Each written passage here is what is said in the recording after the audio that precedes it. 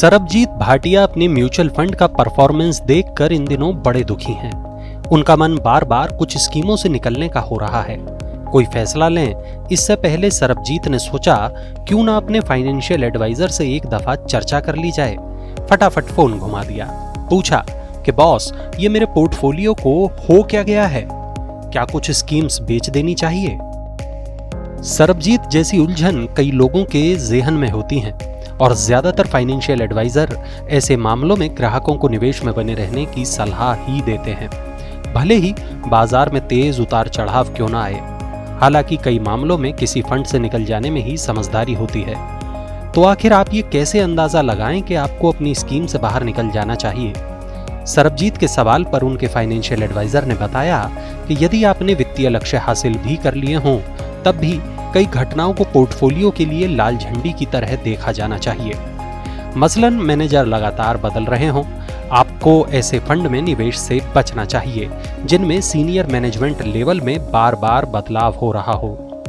भारत में लोग अमूमन फंड पर भरोसा करते हैं, मैनेजर कौन है इस पर अक्सर गौर नहीं करते। लेकिन आपको किसी फंड के मैनेजर और उनसे जुड़ी खबरें पता रखनी चाहिए। मैनेजर बदलने से आपके रिटर्न पर भी असर पड़ सकता है।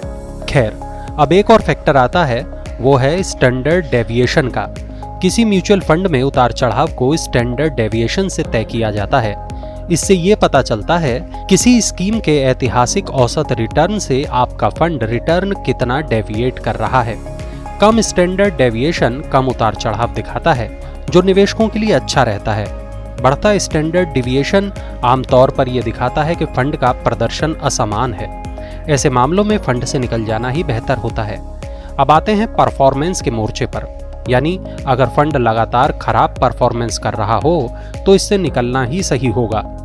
अगर कोई फंड अपने जैसे दूसरे फंड्स के मुकाबले कमतर परफॉर्म कर रहा हो तो ये इशारा है कि भाई फटाफट इससे बाहर निकल जाओ। अंत में ये कह सकते हैं कि अगर कुछ फंड अपने टारगेट पूरा न कर पा रहे हों तो हमेशा सलाह दी जाती है कि अपने पोर्टफोलियो को एडजस्ट करें और ऐसे फंड से बाहर निकल जाएं। सरबजीत के लिए फैसला लेना तकरीबन आसान हो गया था। इसके बावजूद उन्होंने एक एक्सपर्ट की भी मदद ली।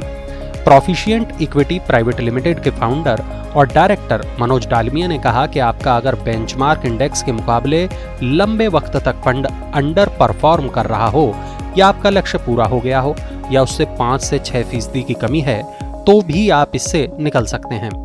मनी9 की सलाह यह है कि किसी भी निवेशक को सिर्फ शॉर्ट टर्म लॉस होने पर ही किसी फंड से बाहर नहीं निकलना चाहिए। म्यूचुअल फंड के प्रदर्शन को केवल कम या ज्यादा मुनाफे के आधार पर नहीं आंकना चाहिए। जब आप किसी म्यूचुअल फंड में निवेश करें तो अपने टारगेट जरूर देखें। आपको कैपिटल गेन्स टैक्स को भी ध्यान में रखना होगा।